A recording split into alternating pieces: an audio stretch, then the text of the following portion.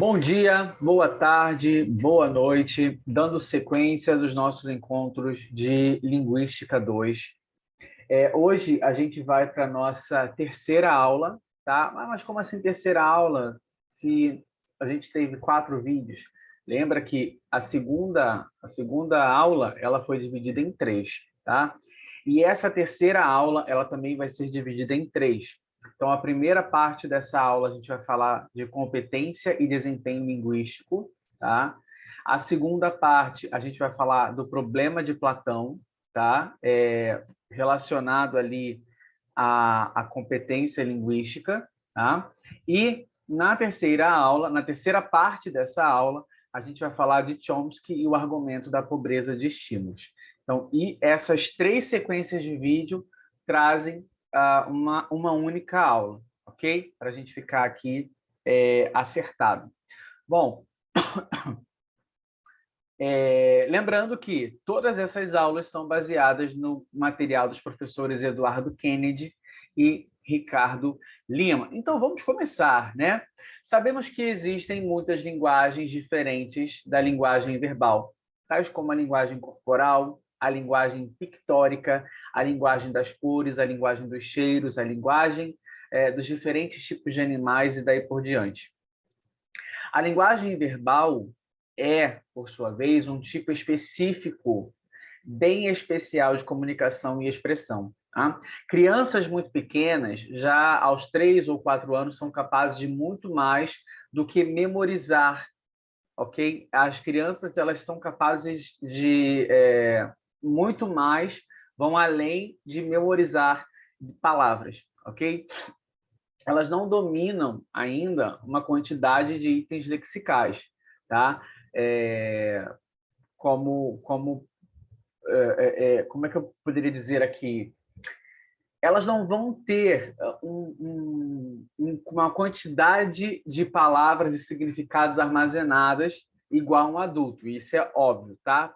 Mas elas podem produzir e compreender um número significativo de frases e discursos, tá? Fazem isso de maneira espontânea, natural e sem esforço cognitivo aparente. Então, quando a gente está falando disso, a criança ela está recebendo ali dos pais, da família, dos avós, aquela comunicação que acontece, então ela recebe essa língua E, lembrem disso, a língua E, língua do ambiente, e ela vai interiorizando. Lembra dos processos de aquisição? De aquisição, não. O processo da linguagem, a aquisição, o armazenamento, a busca por essa palavra e o uso.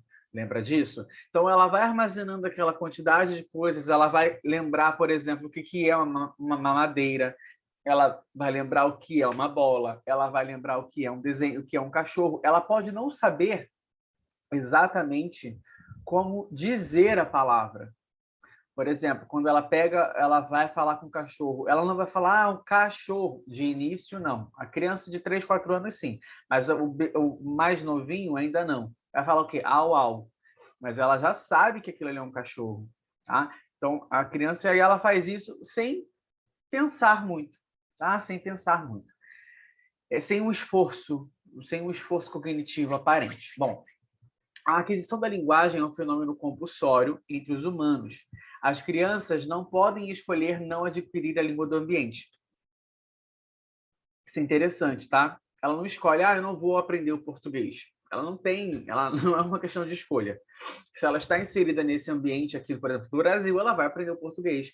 Mas ela também, se ela estiver numa comunidade indígena, ela vai aprender ali a língua indígena. E não vou falar que é o tupi, tá, gente? Pelo amor de Deus, existem mais de 150 línguas indígenas. Então, ela vai aprender uma das línguas indígenas ali, ok? A aquisição de uma língua é muito mais algo que acontece com a criança do que algo que a criança faz. Então, a gente tem que lembrar sempre que a aquisição de uma língua é aquela recepção de fora para dentro. É a língua E vindo para a língua I, sendo armazenada, e quando necessário, ela volta para o externo. Tá? Somente situações específicas extraordinariamente anômalas como deficiências cognitivas graves ou isolamento social severo, podem impedir o nascimento da linguagem na mente de uma criança. Isso aqui é interessante porque, por exemplo, se uma criança ela for privada do contato social com outras pessoas, ela realmente ela não vai conseguir adquirir uma língua tão facilmente. Ela pode não conseguir. E aqui eu estou falando de privação, tá? Eu não estou falando de deficiência, porque a questão da deficiência, muitas das vezes, pode ser reversível, e a gente viu na aula passada da modularidade. Então, ela pode ter uma deficiência em uma área específica e não em todas as áreas, ok?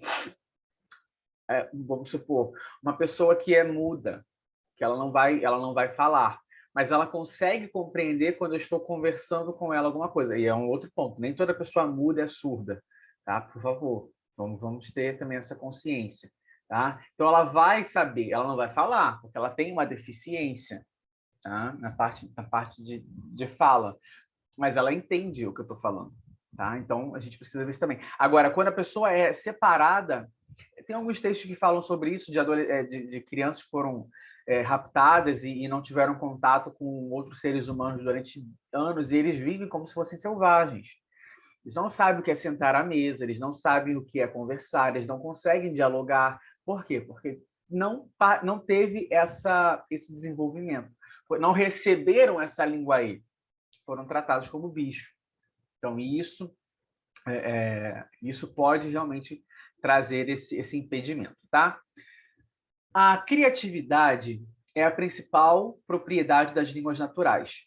Ser criativo para a linguística não quer dizer ser inventivo, ser genial ou ser artístico. A criatividade é um termo técnico que se refere à nossa capacidade normal de produzir e compreender um número ilimitado de frases e discursos. Se você assistiu a alguma aula de, se eu não me engano, de teoria da literatura, não, ou literatura brasileira, não lembro qual das duas, que fala, se eu não me engano, de Guimarães Rosa, que ele usa, ao invés de utilizar um adjetivo simples, ele utiliza um advérbio. E aí fala que ele foi criativo nesse momento. É justamente por produzir algo diferente, e não por ser um gênio, não por ser inventivo. Tem a ver com isso aqui. Tá? Então, um indivíduo humano parece possuir algumas predisposições genéticas para adquirir e usar a língua de seu ambiente. Tá? No caso, a língua E. Isto é, essa capacidade de adquirir e usar uma língua de maneira tão rápida e natural, seja qual for a língua, e mesmo que haja mais de uma língua no ambiente, parece ser fruto de uma disposição biológica exclusiva da espécie humana. O que está querendo dizer aqui é que nós, quando temos um idioma, e aí eu estou querendo dizer que não necessariamente a norma culta, a pessoa, quando ela sabe falar um português, e eu não estou dizendo que é perfeição, corretamente, formal, não é isso, mas ela entende, ela se comunica. Ela pode falar errado, com problemas de concordância, com problema de regência, sem problema nenhum, desde que seja entendida. Da mesma forma, por exemplo, quando a gente viaja para algum outro país e a gente precisa se comunicar em inglês, lá a gente e aí é o que parte também da fluência, que você não pode parar para pensar muito, você tem que falar. E aí, gente, não importa se você está falando bonito, certo, errado, você tem que se fazer entender, tá? Então aqui a gente tem que pensar nisso também. Quando a gente precisa, uma situação que a gente necessita falar, a gente não pensa muito, a gente vai lá e fala. Então é isso aqui, tá? O gerativismo formula questões. Me perdoem, gente, pela tosse. Vamos lá. O gerativismo formula questões que nos levarão à hipótese do inatismo linguístico. Inatismo linguístico. Preste atenção na palavra inatismo, tá? Essa corrente de estudos procura sustentar a ideia de que a predisposição para uma língua natural seja uma característica genética inata do Homo sapiens, ausente em outros animais, ok? Para os gerativistas, a disposição biológica humana para as línguas é denominada faculdade da linguagem. A gente viu isso, né? A faculdade da linguagem, na aula passada, a gente falou bastante, tá? Então, aqui, eles formularam algumas questões que levaram a uma hipótese, e aí a gente precisa lembrar, a hipótese tem a ver com a teoria da linguagem, tá? de uma hipótese falando do inatismo linguístico, que seria uma predisposição para uma língua natural, tá? Uma característica genética, inata, já nasce com aquilo. Tá? Então, vamos falar aqui das competências, da competência linguística versus o desempenho linguístico. A competência linguística é a nossa língua I, lembra? Língua interna. Ou seja, é a nossa capacidade de produzir e compreender expressões linguísticas compostas pelos códigos de língua E de nosso ambiente. Eita, vamos revisar. Língua I. A competência linguística é a nossa língua I, a nossa língua interna, a nossa língua que está aqui dentro, a parte mental, a parte cognitiva, tá? Que é a nossa capacidade de produzir e compreender expressões compostas pelos códigos da língua E. Ou seja, a gente consegue decodificar, a gente consegue armazenar, adquirir, armazenar e utilizar essa língua que chega para a gente como língua E e a gente armazena como língua I, tá? Essa capacidade é usada todas as vezes que falamos, ouvimos, escrevemos ou lemos textos, mas também está armazenada em nossa mente, mesmo quando estamos em silêncio, sem usar a linguagem de nenhuma maneira. As palavras elas não se perdem, exceto de outros idiomas, porque como não é algo natural, se você adquirir um outro idioma um pouco mais, quando você estiver mais adulto, você realmente precisa trabalhar essa linguagem, porque senão a gente esquece palavras. Mas, gente, é normal porque ninguém sabe nem todas as palavras da própria língua. Então, fiquem tranquilos com isso. Uma coisa é a nossa competência linguística e outra coisa é o uso correto que, numa situação de comunicação real, fazemos dessa competência. A nossa competência linguística permanece em estado de repouso em nossa cognição quando estamos dormindo ou quando estamos pensando silenciosamente em coisas que não recrutam a linguagem. Quando a gente está pensando, quando a gente está falando com Deus mentalmente, quando a gente está fazendo uma lista mental, a gente não está ali utilizando uma linguagem, né? A gente está só pensando. Então, a nossa competência linguística está em repouso, tá? Ela só se torna ativa quando nos engajamos numa conversa, seja como falantes ou como ouvintes, ou quando escrevemos ou lemos um texto. O uso concreto em tempo real de nossa competência linguística denomina-se desempenho linguístico ou performance linguística. Então, quando eu estou aqui trabalhando com vocês aqui, eu estou tendo um desempenho linguístico, eu estou trabalhando a minha performance linguística, ok? A nossa competência linguística não é tão somente... Perdão, li errado. Nossa competência linguística não é tão somente a habilidade de mover os músculos da boca ou usar o sentido da audição. Na verdade, nós apenas usamos esses órgãos como meio de expressão, tá? Não é exagero dizer que o aparelho fonador é tão exterior à linguagem quanto a tinta de uma caneta é exterior à capacidade de escrever. Seria algo necessário, porém externo, tá? É o que está querendo dizer aqui. Prova disso é que a capacidade linguística humana pode realizar-se por outros meios, inteiramente independentes do aparelho fonador, como acontece nas línguas de sinais usadas pelas pessoas surdas. E aí é justamente isso. Essas pessoas que têm problemas de surdez ou problemas de fala e elas precisam utilizar de outro meio de comunicação, elas não vão trabalhar com o sistema fonador, elas vão trabalhar com a linguagem de sinais. Então, você vê que é algo necessário, porém é externo. E é aquilo que você vai acabar se adaptando ao que você precisa também. No lugar dos sons, essas línguas utilizam movimentos sinestéticos dos nossos braços, mãos, dedos, cabeças, músculo do rosto, para dar vida e capacidade linguística. Isso aqui é importante também, porque tem muita gente que acha que a linguagem de sinais, você só vai ficar fazendo A, B, C, D. Não. As pessoas, muita dor, esqueci. Quero te perguntar uma coisa. Você vê as pessoas, quero te perguntar uma coisa. Você vê que a pessoa tá com alguma dificuldade, muita dúvida. Você precisa entender qual é o... Então, por isso, e uma outra coisa aqui, um ponto extra dessa aula, é a questão da inclusão. como é importante, como existem pessoas que são dessa comunidade surda, que sofrem, que acabam morrendo muitas das vezes porque não existem profissionais capacitados para dar ajuda a elas. Elas não conseguem se comunicar muitas das vezes. Por isso é importante a gente também ter pelo menos uma noção básica para poder ajudar essas pessoas. Tá?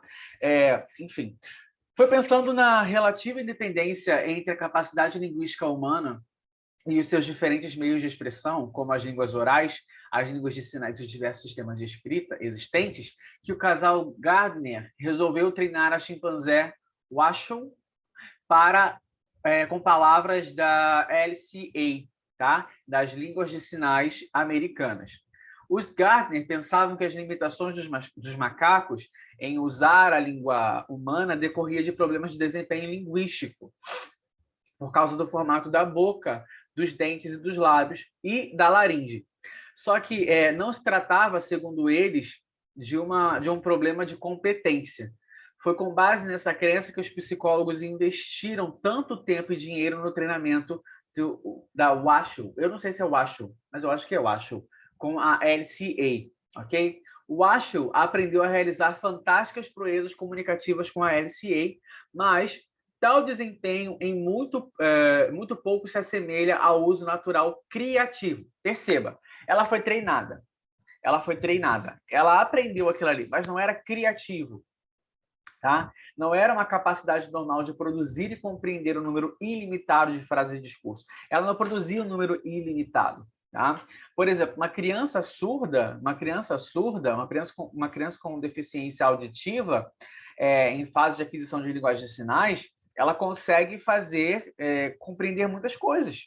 Tá? Compreender muitas coisas, ela consegue produzir muitas coisas. E ela não está ali sendo treinada. Ela não vai reproduzir o que ela aprendeu. Tá? Ela não vai reproduzir o que ela aprendeu. Não é só uma reprodução, é criação também. Ela vai produzir, ela vai compreender, é diferente. Tá? Diferentemente do que o casal Gardner imaginou, a capacidade de Washoe ou de qualquer macaco em usar plenamente uma língua humana, oral ou gestual, não é um problema de performance, mas sim um problema de competência linguística. O que isso quer dizer? Que os macacos não conseguem se comunicar não conseguem se comunicar assim naturalmente por causa da competência linguística, porque eles não têm essa competência linguística, ok? Diferentemente de uma criança, que não consegue se comunicar inicialmente, mas depois ela já passa a se comunicar porque ela é criativa, ela tem a capacidade de produzir e compreender. A criança sabe quando o pai diz não, não é para fazer. Quando o pai ou a mãe briga, fala não é para fazer, ou quando elogia, quando faz um carinho, a criança entende. A criança entende isso, ok? Bom, Alex, o papagaio africano, é um caso complementar ao de Washoe, tá? Em razão da estrutura anatômica do sistema respiratório e deglutivo dos papagaios de sua raça, Alex conseguia produzir muitos sons idênticos ao do inglês, língua usada originalmente durante o seu treinamento. Ele possuía um aparelho fonador mais ou menos adequado para imitar. Percebam, gente, aqui as palavras, tá? Imitar. Tá? Imitar a fala humana. Afinal, ele conseguia produzir o som de algumas palavras do inglês de maneira quase perfeita. Porém, somente deter esse mecanismo de desempenho não tornou o animal apto a usar a língua humana de maneira normal. O que faltava a ele? Competência linguística. Ele imitava, ele repetia o que estava sendo feito. A gente pode lembrar aqui até de um comercial de um curso de inglês que falava The books on the table, my name is... E todo mundo repetia a mesma coisa, como se fossem papagaios. Tem essa imagem, tá?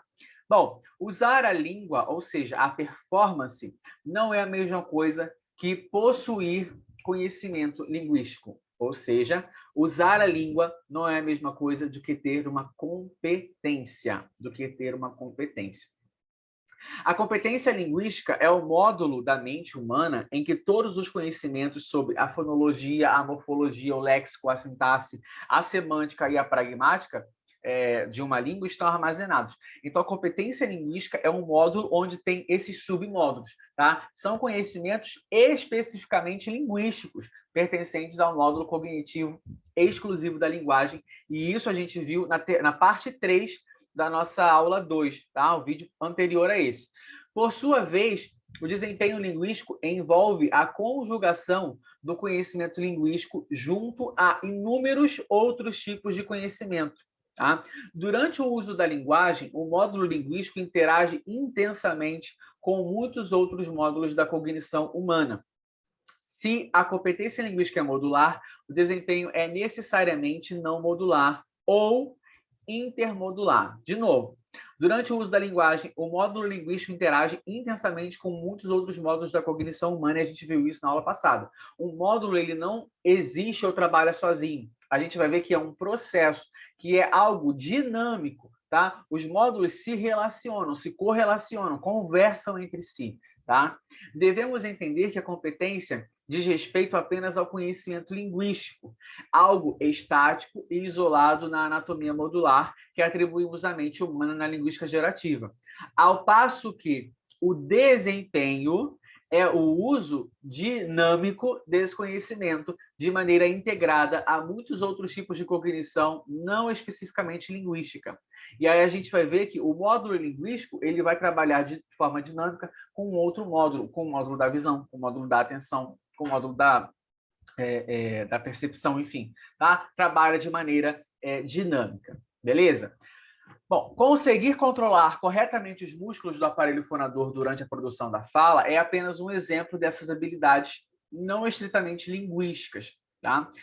Outros poucos exemplos são a memória, tá? Que a gente precisa, né, para recuperar a informação que a gente quer falar, a concentração, para a gente focar no que está sendo falado, a emoção, tá? O módulo das emoções, que é necessária para nos colocarmos numa certa perspectiva em relação à pessoa com quem falamos, tá?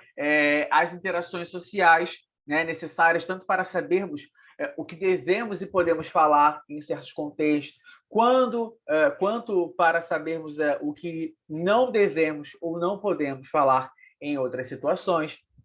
Ok? O desempenho linguístico é a integração entre a nossa língua e essa enorme quantidade de habilidades não linguísticas, ok? Muitos pesquisadores da linguística e das demais ciências cognitivas não veem razão para separar o conhecimento linguístico e o uso da linguagem. Porém, para o gerativismo, linguagem e uso são interpretados como grandezas diferentes. Os gerativistas afirmam que existem assimetrias entre o que sabemos sobre uma língua e o que fazemos com essa língua, o que fazemos com a linguagem, tá? Ou seja, o gerativismo assume que o nosso saber linguístico não é a mesma coisa que o nosso fazer linguístico. A gente tem isso, a gente pode pensar da maneira do seguinte: eu sei o que é, mas eu não sei como fazer. Eu sei o que eu quero, mas eu não sei como fazer, é diferente. Então, o nosso saber não é a mesma coisa do nosso fazer. Tá? Uma clara ilustração das assimetrias entre o saber e o fazer são os casos dos deslizes da linguagem. Tá? Um deslize de linguagem acontece quando uma forma concretamente realizada durante o desempenho linguístico é diferente da maneira como essa mesma forma deve estar representada no conhecimento, né? No conhecimento linguístico. Por exemplo, se eu preciso falar assim, ponto de encontro, nos encontre, chegamos ao ponto de encontro. Ao invés de eu falar ponto de encontro, eu troco e falo encontro de ponto. Isso é um deslize. Não é porque eu não saiba, mas é um deslize. Eu falei errado aqui, tá? Ou então, ponto. Ou então, assim, peixe não tem pulmão. E aí eu falo, pulmão não tem peixe. Eu troco. Isso é um deslize, tá? Por que é um deslize? Por ser um fenômeno que acontece esporadicamente durante o desempenho linguístico de uma pessoa, tá? Então, no caso, a representação linguística pretendida pela pessoa era uma. Eu queria falar ponto de encontro, mas acaba que, no momento da realização concreta, ocorreu um problema de acesso a tal representação e a forma final produzida não correspondia à forma inicial que eu pretendia. E aí eu acabo falando encontro de ponto. Então, eu queria falar ponto de encontro, essa é a representação, mas tem um problema no meu acesso, e aí eu acabo falando encontro de ponto. Tá? A representação é a forma pela qual uma determinada estrutura, como uma palavra, um sintagma ou uma frase, é representada na competência linguística de um falante. Já o acesso é a maneira pela qual a representação é manipulada durante o desempenho. Tá? Uma representação é, portanto, algo presente no módulo da cognição linguística humana. A representação, que é a estrutura ali da palavra, o sintagma, a frase, ela está no módulo no módulo de cognição linguística. Tá? Já o acesso é algo criado no conjunto dos diversos módulos que usam essa representação numa situação comunicativa concreta. O acesso ele não está no módulo específico. O acesso é criado ali com um conjunto de diversos módulos. Aí entra aquela parte da dinâmica, o processo dinâmico. Tá? O fato de que os deslizes são um equívoco no desempenho linguístico e não um problema de competência, tá? Dos falantes. Isso torna claro que fica claro quando as próprias pessoas que cometem os deslizes reconhecem a assimetria e corrigem. Elas percebem que não isso é automático, tá? Isso é um processo automático. Falei encontro de ponto. Não, gente, ponto de encontro, desculpa. Eu vou lá e corrijo, tá? Os deslizes da linguagem são um forte argumento em favor da hipótese de que a nossa competência linguística não é redutível a nosso desempenho linguístico. Por exemplo, a timidez inibe ou anula a performance linguística. Tá? Uma pessoa tímida, uma pessoa com problemas assim que não consegue falar em público, isso acaba inibindo ou anulando a performance linguística. Na estrutura modular de cognição humana, as emoções não podem ser caracterizadas como componentes do módulo da linguagem, e assim não desempenham um papel na estrutura do conhecimento linguístico. A emoção, ela não afeta o seu saber, tá? Ela não afeta o seu saber, mas, mesmo assim, elas são um dos inúmeros fatores que influenciam no comportamento humano e contribuem para a natureza da performance, ou seja, do fazer. Se eu sou uma pessoa muito tímida, eu sei o conteúdo, eu sei o que eu quero falar, mas na hora de uma apresentação eu não consigo fazer. Mas não é porque eu não sei. Não está no meu módulo na parte do meu conhecimento linguístico. Não está no meu módulo de linguagem. Está no meu módulo de emoção. Então eu não consigo fazer diferente. O gerativista é um estudioso da competência linguística, tá? O seu objetivo é formular uma teoria, então perceba que aqui a gente está trabalhando com a teoria da linguagem, uma teoria que descreva e explique o que é o conhecimento de uma língua. O uso do conhecimento linguístico de maneira integrada a outros domínios da cognição é o objetivo, é o objeto, olha aqui, ó. Olha o equívoco aqui, ó. Deslize. Eu queria falar objeto e eu falei objetivo. E eu já corrigi. Tá? Então, o uso do conhecimento linguístico de maneira integrada aos outros domínios da cognição é o objeto de estudo da psicolinguística. E aí, a gente precisa lembrar de novo que um vai criar uma hipótese e o outro, a partir dessa hipótese, vai fazer estudos científicos, vai trabalhar com aquilo ali, para depois os teóricos ou melhorarem a sua hipótese ou mudarem a sua hipótese e etc. Ok? Bom, eu espero que vocês tenham gostado, que vocês tenham aprendido. Lembrando que essa é a parte 1, dessa sequência de 3 aulas, ok? Fiquem com Deus, não esqueçam de compartilhar, de curtir, de comentar também, é importante aqui para o canal, tá? Compartilhem, chamem outros amigos. Um beijo, tchau, até a nossa próxima aula.